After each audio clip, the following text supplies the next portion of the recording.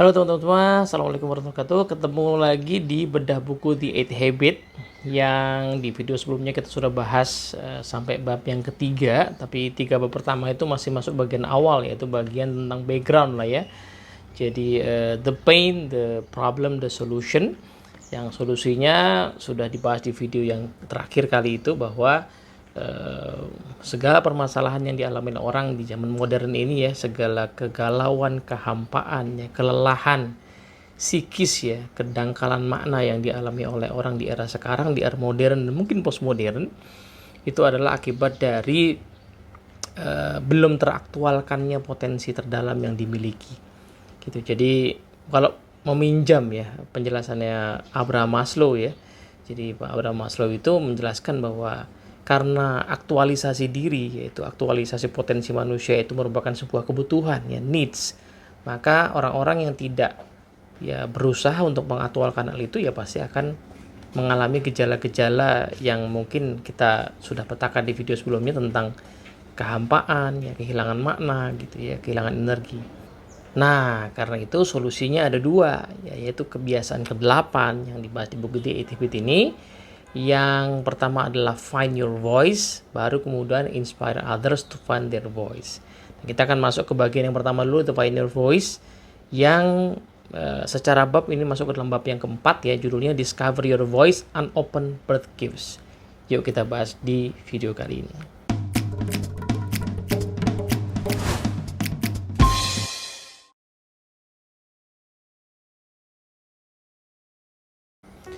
Oke, Bismillahirrahmanirrahim. Assalamualaikum warahmatullahi wabarakatuh. Teman-teman semua, ada satu quote yang sangat menarik ya, dikutip oleh Pak Stephen Covey di bab yang keempat ini. Ini ditulis di sini, sumbernya adalah Hafiz. Nah, saya masih nyari nih Hafiz yang dimaksud ini siapa ya. Jadi kalau teman-teman ketemu, tolong dikasih info di komen ya. Puisinya kurang lebih memaknainya beginilah ya. Ada begitu banyak hadiah yang belum dibuka sejak ulang tahunmu. Ada begitu banyak hadiah yang dibuat sendiri ya dengan tangannya, dan telah dikirimkan oleh Tuhan kepadamu. Nah, Tuhan tidak keberatan untuk terus-menerus mengingatkan bahwa segala hal yang aku miliki adalah milikmu juga. Begitu banyak hadiah, my dear, katanya, still unopened from your birthday. Jadi begitu banyak hadiah yang dikatakan oleh penyair Hafiz ini yang belum dibuka oleh kita. Nah, apa yang dimaksudnya? Inilah sebenarnya esensi dari bab yang kita akan bahas di kali ini. Jadi bab yang keempat ini mulai masuk ke bahasan soal find your voice ya, bahwa sebelum kita bisa membantu orang lain menemukan suara hati mereka, memimpin orang lain, kita mesti bisa menemukan panggilan jiwa kita dulu. Jadi di dalam bab ini juga dikemukakan satu quotes dari Buckminster Fuller. Ya, ini ungkapan yang memang mungkin bukan basisnya data, tapi sebuah provokasi aja ya, bahwa semua anak itu lahir sebagai jenius ya. Tapi ya 9.999 dari 10.000 anak itu telah mungkin Pak saya memahaminya sebagai telah dihilangkan kejeniusannya ya, seiring waktu dia mendewasa gitu. Nah, kenapa demikian? Karena Pak Stephen Covey bilang bahwa kita tuh setidaknya punya 3 hadiah yang tadi dikemukakan di puisinya Hafiz tadi. 3 hadiah yang paling utama yang dimiliki oleh semua manusia sejak lahir. Yang pertama adalah our freedom and power to choose. Jadi kemerdekaan ya, dan kekuatan kita untuk memilih. Yang kedua adalah natural laws or principles. Jadi kita tuh dikaruniai hukum-hukum alam atau prinsip-prinsip hidup yang universal dan tidak pernah berubah. Nah, ini adalah tema yang sekali lagi kita yang sudah baca Seven Habits pasti tahu bahwa ini tema yang sudah dibahas sejak Seven Habits ya. Dan yang ketiga adalah our 4 intelligence or capacities. Jadi kapasitas, kemampuan kita yang 4 itu, yaitu fisik atau ekonomi, emosional atau sosial, mental dan spiritual. Jadi disimbolkan dengan tubuh ya, hati, kemudian pikiran dan juga jiwa. Nah, nanti ada gambarnya ya, Pak Stephen Covey merangkumnya keseluruhan 3 bekal yang diberikan Tuhan pada kita, kemudian 3 hadiah yang diberikan Tuhan pada kita pada saat kita lahir ke dunia ini dalam satu gambar gitu ya. Nah, kita bahas satu-satu ya di video kali ini ya. Jadi pertama adalah hadiah berupa kebebasan memilih.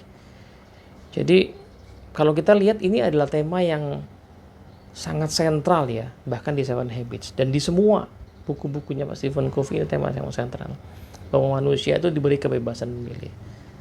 Dan kalau kita lihat ya ini pasti berangkat dari keyakinan beliau gitu ya tentang kehidupan, keyakinan religius beliau juga gitu ya, which is align juga dengan keyakinan saya gitu, bahwa manusia itu lahir ke dunia, keistimewaannya adalah kemampuannya untuk memilih jalannya sendiri. Sehingga kita lihat manusia itu bisa mengubah nasibnya. Kita nggak pernah lihat misalnya hewan itu bisa mengubah nasibnya. Ya, kucing Persian gitu ya, itu ya tetap akan jadi kucing Persian, kecuali ya manusia yang mendandaninya dengan macam-macam, tapi dianya sendiri nggak bisa mengubah nasibnya. Ya kan, hewan yang paling dekat katanya kecerdasan dengan manusia, simpanse misalnya, juga nggak bisa mengubah nasibnya gitu ya. Kita nggak pernah lihat ada simpanse yang tiba-tiba kaya misalnya begitu. Kita nggak pernah lihat simpanse jadi presiden misalnya gitu ya, kecuali di film-film ya kan. Nah, tapi manusia adalah satu-satunya makhluk yang dikaruniai kebebasan memilih yang sangat inherent, sehingga Pak Covey bilang di bab ini bahwa saya sangat selalu amat yakin bahwa kita tuh punya kebebasan memilih.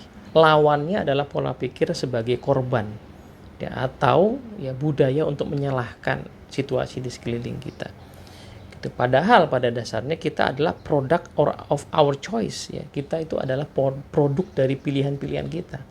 Betul bahwa ada gen yang mempengaruhi kita. Betul ada lingkungan atau pola pendidikan yang mempengaruhi kita. Nah, tetapi kita semua tidak pernah ditentukan oleh itu semua gitu ya. Nah, di sini beliau bahas dengan sangat tajam ya, misalnya anggaplah ada orang yang mengatakan bahwa saya tuh punya gen keturunan dari orang tua saya sehingga saya punya penyakit kayak gini. Ya, misalnya kan katanya diabetes misalnya, itu genetik gitu ya. Ada orang-orang yang kalau orang tuanya diabetes maka dia akan cenderung mudah juga mengalami diabetes. Betul, ada gen seperti itu memang ada. Nah, tetapi kita tetap punya pilihan untuk mencari cara supaya potensi diabetes itu nggak muncul. Ya kan? Ada pola hidup, ya, pola makan, pola olahraga, pola istirahat yang bisa dipelajari dan dijalankan kebiasaan memilih itu, sehingga potensi diabetes itu ya dorman aja gitu, nggak muncul. Jadi kebebasan memilihnya tetap ada. Bahkan kalau dipikir-pikir, orang yang punya keterbatasan fisik sekalipun, misalnya yang nggak punya salah satu anggota tubuh misalnya, kita lihat di dunia ini ternyata ada banyak yang punya kemampuan luar biasa gitu. Saya pernah ketemu sama penulis buku ya, yang mengalami sindrom tertentu lah, saya lupa persisnya apa. Jadi dia tuh pakai pakai kursi roda ya, bahkan duduknya pun meringkuk begitu ya. Penulis buku, penulis buku motivasi. Dan dia waktu itu pas saya ketemu tuh dia lagi belajar internet marketing, jadi dia bisa cari duit dari rumah. Itu luar biasa kan gitu. Nah, ada yang nggak punya tangan, nggak punya kaki, tapi dengan beberapa jari yang ada itu dia bisa belajar melukis dan lukisannya bagus banget. Ada gitu ya. Ada orang yang saya kenal waktu itu zaman kuliah, itu kakak kelas saya yang tunarungu ya, tetapi menjadi aktivis sosial yang luar biasa. Jadi tidak ada alasan untuk mengatakan bahwa kita terjebak di sebuah situasi. Yang ada adalah kita belum menggunakan anugerah bernama kebebasan memilih kita. Nah, kalau dirunut ke belakang ya, orang-orang yang mengalami pain gitu ya di masa modern ini, orang-orang yang terjebak di profesi yang tidak dia sukai, orang yang terjebak di pekerjaan yang tidak memberdayakan, orang-orang yang terjebak di sebuah situasi yang dia seperti nggak bisa keluar, tuh bukannya nggak bisa keluar, tapi dia belum menggunakan anugerah berupa kebebasan memilih ini gitu. Nah, the power of choice means that we are not merely a product of our past, Jadi kita bukan hanya produk dari gen kita, bukan produk dari bagaimana orang lain memperlakukan kita ya. Semuanya itu mempengaruhi kita ya. Tentu saja ya bahwa gen, lingkungan itu mempengaruhi kita. Tapi mereka tidak menentukan masa depan kita. We are self-determining through our choices. Kita itu ditentukan oleh pilihan-pilihan kita. Gitu. If we have given away our present to the past, seandainya pun kita sudah terlanjur ya melepaskan masa kini kita kepada masa lalu, maksudnya adalah kita ada kadung menyalahkan kondisi sekarang ini based on masa lalu, ya gimana lagi, saya kan memang orang yang nggak berpendidikan, gimana lagi, saya kan memang dulu nggak sempat sekolah tinggi, ya kan berarti menyerahkan masa sekarang kepada masa lalu kan. Nah, do we need to give away our future also? Apakah kita kemudian perlu menyerahkan juga masa depan kita kepada masa lalu? Nah, itu pertanyaan yang sangat menohok gitu ya. Nah, Pak Stephen Covey kemudian membahas kutipan yang juga ada di Seven Habits nih. Jadi kalau saya lihat sebenarnya bagian pertama ini ya, ini sangat berkaitan erat dengan Seven Habits. Nah, nanti akan kita coba olah lah ya. Jadi kutipannya ini seingat saya ada di habit 1 di bahasan tentang be proactive, yaitu pengalaman beliau ketika lagi sabbatical leave gitu ya, kemudian ngambil satu buku di sebuah perpustakaan dan ketemulah quote ini ya, between stimulus and response there is a space, in that space lies our freedom and our power to choose our response, in those choices lie our growth and our happiness. Jadi di antara stimulus sama respon ada ruang. Nah, di ruang itu terletak ya kemerdekaan memilih kita. Dan pada pilihan-pilihan itulah terletak pertumbuhan kita dan kebahagiaan kita. Gitu. Nah, sehingga beliau kemudian bilang bahwa sebenarnya poinnya bukan bahwa kita tuh nggak punya pilihan. Poinnya ada pada bahwa ruang memilihnya itu memang kadang-kadang ada yang luas, kadang-kadang ada yang sempit. Ya kan? Jadi ada orang yang mungkin lahir di keluarga yang memang berpendidikan, ya, harmonis, kemudian orang tuanya juga belajar parenting gitu ya. Nah, sehingga seolah-olah pilihan hidup dia tuh jadi luas. Dia punya banyak ide-ide, punya banyak wawasan, ya, punya banyak pilihan perilaku, punya banyak pilihan pendidikan. Gitu. Nah, sebagian orang mungkin pilihannya ada tetapi sangat sempit gitu. Nah, menariknya adalah sesempit apapun ruang memilih itu, pertanyaannya adalah dipakai apa enggak. Sebagaimana orang yang pilihannya banyak kan kenyataannya enggak semua pakai juga. Apakah semua anak orang kaya yang sanggup kuliah itu akhirnya pendidikannya tinggi, akhirnya bisa belajar mengelola perusahaan orang tuanya dan mengembangkan usaha lebih lanjut? Enggak juga, banyak yang hanya ngabisin uangnya aja, banyak yang enggak berpendidikan tinggi gitu ya. Saya kenal dengan orang yang sekarang hidupnya agak terbatas gitu ya, padahal kondisinya dulu itu orang tuanya sanggup nyekolahin dia bahkan sampai S2, tapi dia tidak ambil pilihan itu, S1-nya pun tidak selesai gitu, kemudian ya lontang-lantung kehidupannya nggak jelas, karena pilihan dia, bukan karena ruang yang diberikan oleh orang tuanya gitu ya. Artinya poinnya bukan pada luas atau sempitnya ruang kebebasan memilih itu, tetapi apakah sesempit apapun ruangnya itu kita manfaatkan dengan baik atau tidak gitu. Nah, problemnya ada pada apakah kita menyadari di sini, katakan ya, apakah kita menyadari bahwa kita itu punya ruang kebebasan memilih itu gitu ya, sehingga kita menjadi orang yang responsible, yang di sini diterjemahkan sebagai responsible ya, juga ada di Seven Habits ya, responsible gitu. Kalau kita nggak menyadari ruang itu, maka kita kemudian ya jadi korban dari situasi gitu kan. Nah, Pak Covey kemudian mengingatkan satu konsep yang di Seven Habits dia sebut sebagai transition person gitu ya, yaitu orang-orang yang terlahir mungkin dalam situasi yang sangat terbatas pilihannya, tetapi kemudian dia mencoba mengeksersis pilihan terbatas itu dan akhirnya dia ternyata bisa membuka ruang pilihan yang sangat luas gitu, dan memotong siklus negatif yang tadinya melingkupi dirinya ya, supaya tidak terpass on ke orang lain Nah, satu kali katanya Pak Stephen Covey itu pernah dapat penghargaan Fatherhood Award. Jadi penghargaan untuk para bapak dari National Fatherhood Initiative ya. Nah, di momen penghargaan itu dia ketemu dengan seseorang yang juga sama-sama dapat penghargaan. Nah, orang yang temannya tadi itu sebenarnya juga orang yang tentu saja pernah dapat banyak penghargaan gitu, bukan cuma ini aja. Tapi dia bilang ini penghargaan yang paling berkesan dibandingkan segala penghargaan lain gitu ya. Nah, Pak Covey inget ya, jadi bahwa kalimatnya dia itu begini ya. I never knew my father never knew his father, but my son knows his father. Jadi bayangin ya, kenapa penghargaan ini sangat berharga bagi beliau, karena beliau itu memutus rantai. Dia nggak kenal bapaknya, jadi bapaknya ya entah meninggal entah meninggalkannya gitu ya, dia nggak pernah kenal bapaknya. Dan konon katanya gitu ya, mungkin dia pernah menelusuri, bapaknya juga nggak kenal bapaknya lagi gitu ya. Jadi 2 generasi lah ya, dia ya, bapaknya dan sebelumnya lagi tidak saling mengenal. Tapi yang jelas ya, anak saya mengenal bapaknya.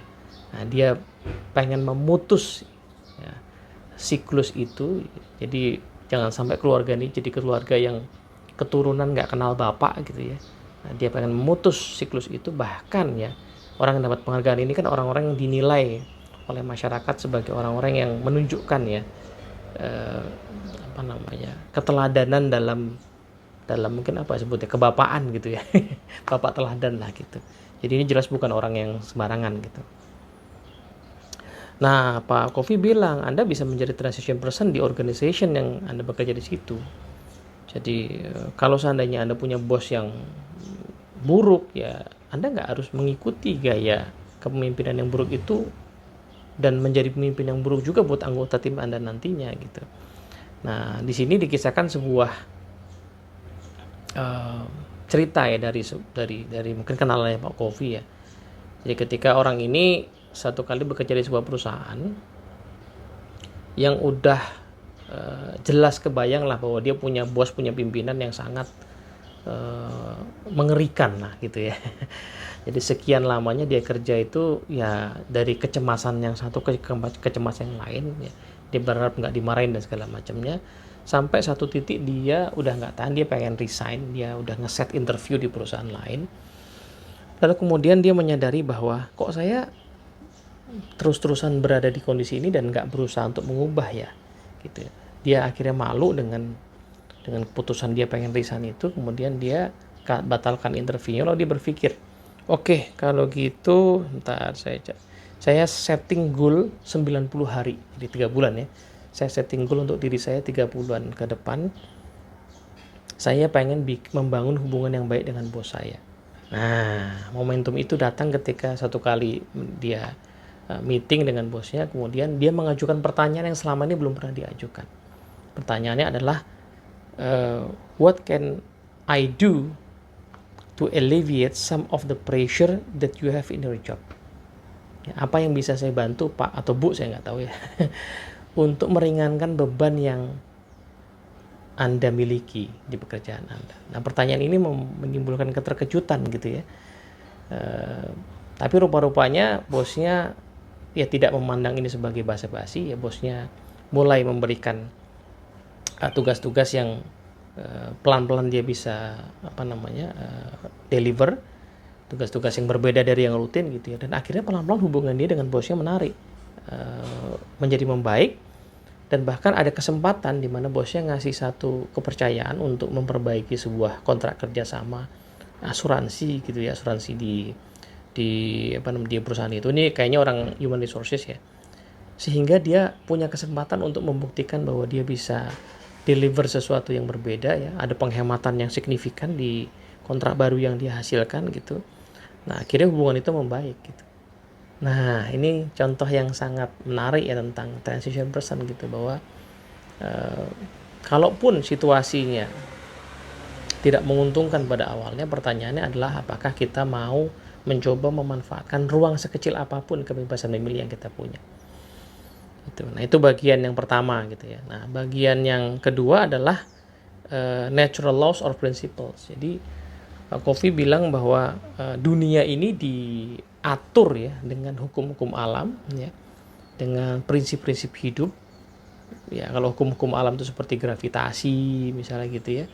Kalau prinsip-prinsip hidup seperti keadilan, kejujuran, bahkan orang yang tidak jujur pun senangnya sama rekan kerja yang jujur. Nah, ini menarik kan. Sesama koruptor tuh ya pengen saling jujur antara mereka kan itu.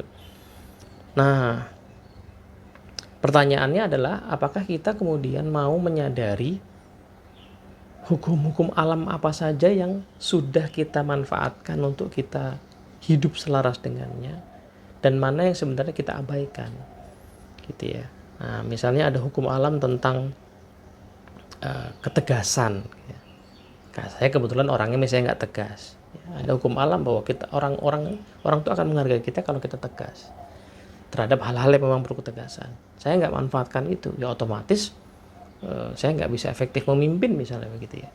Hukum alam misalnya bahwa kita itu akan bisa bangun hubungan yang baik kalau kita tulus ya mengenal orang, mendalami karakter seorang misalnya. Ada hukum alam seperti itu. Nah, saya nggak manfaatkan. Saya berhubungan dengan rekan kerja saya, dengan klien, dengan hubungan yang transaksional. Otomatis saya kehilangan kesempatan untuk bisa mengoptimalkan apa yang saya miliki dan juga apa yang hubungan kami bisa hasilkan. Gitu. Jadi ada hukum-hukum alam, ada prinsip-prinsip hidup ya yang akan mendukung kita kalau kita selaraskan diri kita dengannya. Pertanyaan adalah mau dikenali apa enggak, dan mau menggunakan kebebasan memilih kita untuk hidup selaras dengan hal itu apa tidak. Gitu. Nah, yang ketiga adalah anugerah yang berupa 4 kecerdasan atau 4 capability, yaitu spiritual, kecerdasan spiritual, kecerdasan mental, intelektual, kecerdasan fisik, dan kecerdasan sosial emosional. Nah, menarik nih Pak Kofi membahas bahwa umumnya sih kita mungkin tahu yang namanya kecerdasan mental atau IQ ya, kita tahu itu. Dan umumnya itu belakangan ini ya, setidaknya di abad modern ini sangat dihargai.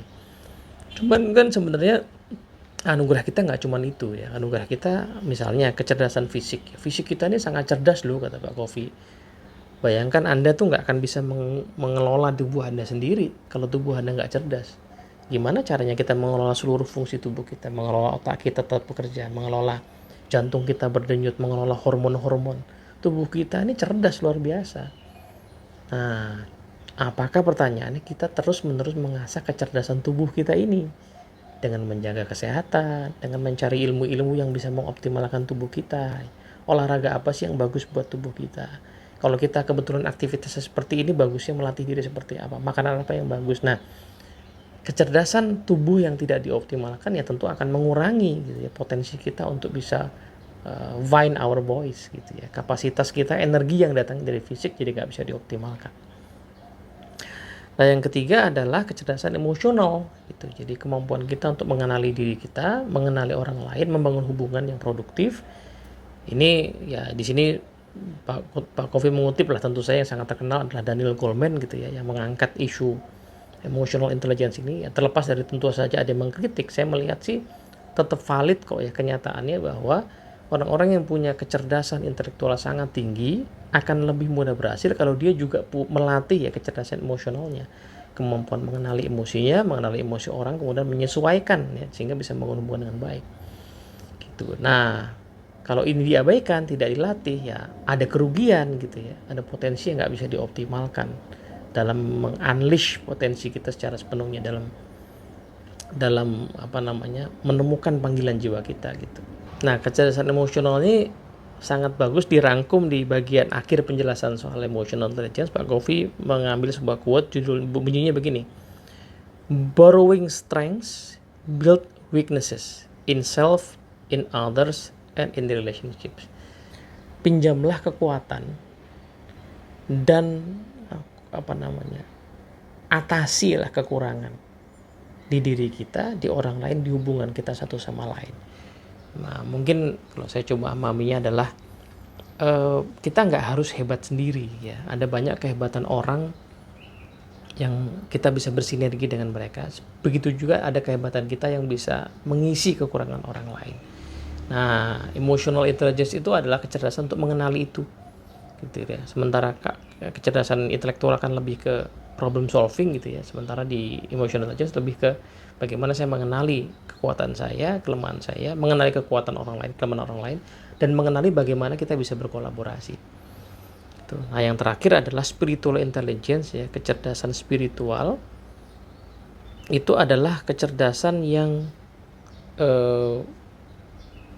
mengajak seseorang untuk bisa terkoneksi dengan sesuatu yang lebih besar melampaui dirinya.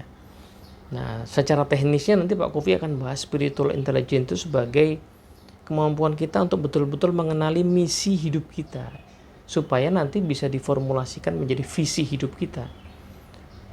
Nah, pengenalan terhadap misi itu kan perlu atau pengenalan terhadap misi itu kan hanya bisa didapat lewat penelusuran ya, diri kita dalam konteks kehidupan yang lebih luas. Kita nggak mungkin kenal misi kalau kita hanya mikir diri kita aja. Kita harus mikir diri kita, dikonekin dengan lingkungan berada, dikonekin dengan masyarakat, dikonekin dengan organisasi, dikonekin dengan bangsa. Kira-kira apa sih kebutuhan kehidupan yang tempat saya berada ini yang belum terisi dan mungkin saya bisa mengisinya. Nah, itulah kecerdasan spiritual ya, kemampuan kita untuk menghubungkan diri dengan sesuatu yang lebih besar. Nah, apakah ada kaitan dengan agama? Ya tentu saja ya. Pada saat kita menjalani agama dengan baik, sebenarnya kan titik ujungnya agama adalah ketersambungan kita dengan Tuhan, ya, ketersambungan kita dengan yang menciptakan kita. Nah, kalau kita sudah bisa nyambung ya, dan memahami apa maunya Tuhan, kita akan paham apa tujuan keberadaan kita di dunia gitu. Ya, dalam konteks misalnya agama yang saya yakini Islam misalnya, di awal-awal Al-Quran itu ada kisah tentang alasan diciptakannya manusia pertama ya, Nabi Adam adalah untuk menjadi khalifah, pengelola di dunia ini. Nah, kita sebagai anak cucunya kan juga pasti punya tugas untuk ngelola. Pertanyaannya tugasnya apa? Soalnya pas lahir nggak dikasih tahu. Kenapa nggak dikasih tahu? Ya karena kita punya kemampuan untuk mencari sendiri yang namanya spiritual intelligence itu. Gitu. Nah, di bagian akhir Pak Kofi menjelaskan bahwa ya saya tahu pada saat saya menjelaskan 4 kecerdasan ini pasti nanti ada yang membandingkan dengan misalnya ya multiple intelligence-nya dari Howard Gardner misalnya begitu ya. Nah, dibilang saya sih menghargai berbagai pandangan gitu ya yang mencoba membedah manusia itu punya kecerdasan apa aja sih. Cuman so far saya kok menemukan bahwa berbagai kecerdasan yang ada itu bisa juga sih dikaitkan dan dirangkum dengan 4 kecerdasan ini gitu. Jadi ya menurut saya salah satu kekuatan Pak Kofi itu kan pada simplifikasinya ya. Beliau tuh punya keahlian ya memahami sesuatu secara mendalam. Kalau kita baca ya, menurut saya sih buku 8 Habit ini dan buku 7 Habit, saya kok bisa mengatakan itu sebenarnya bukan buku bisnis, itu buku filsafat loh. Ya kan? Karena pilihan quote yang beliau ambil, cara beliau mengeksplorasi sesuatu itu sangat mendalam. Tapi beliau juga punya kekuatan membahas yang mendalam itu dengan sangat sederhana. Jadi seluruh prinsip-prinsip hidup yang beliau temukan lewat studinya itu kan dengan mudah terangkum di gambar 7 Habit itu kan. Gitu. Jadi beliau punya kekuatan itu. Begitu juga dengan Habit ini. Jadi ada banyak kecerdasan yang dicoba dieksplor oleh banyak ahli dan beliau menyimpulkan kayaknya paling tidak kita bisa memahami lewat 4 kecerdasan inilah gitu ya. Yang di 7 Habit disebut sebagai whole person paradigm. Nah, saya kok kemudian memahami ya bahwa bagian bab keempat ini sebenarnya adalah cara lain ya untuk menjelaskan 7 Habits gitu ya. Jadi 4 kecerdasan itu kan sebenarnya 4 dimensi manusia yang dibahas di habit yang ke-7 kan. Ya, di 7 Habit. Dan 4 dimensi manusia itu sebenarnya kemudian ekspresinya sebenarnya ada di habit 1 sampai ya 7 juga ya kan gitu ya. Jadi mulai dari kecerdasan spiritual tadi itu kan ada di personal mission statement gitu kan. Tapi juga ada kecerdasan pikiran untuk menyusun visi, kemudian kecerdasan tubuh itu terkait dengan eksekusi habit yang ketiga. Kecerdasan sosial emosional itu habit yang keempat, 5 dan 6 misalnya gitu. Jadi ya memang beliau sarankan sih sebenarnya melatih tiga anugerah yang Tuhan berikan pada kita, yaitu kebebasan memilih ya. Kemudian hidup selaras dengan hukum alam atau prinsip-prinsip yang universal dan juga menguatkan 4 kecerdasan itu sebenarnya bisa kita latih lewat 7 Habits gitu. Jadi From Effectiveness to Greatness kan judul buku ini ya. Jadi effectiveness-nya itu adalah 7 Habits. Nah, nanti kita akan masuk ke dalam greatness-nya gitu. Nah, kira-kira begitu dulu. Nah, ini belum selesai sih ya, bukan cuma begini sih. Nanti ada bagian lanjutannya bagaimana anugerah yang diberikan kepada kita ini kemudian bisa diekspresikan, itu kan dibahas di bab selanjutnya. Moga-moga manfaat. Assalamualaikum warahmatullahi wabarakatuh.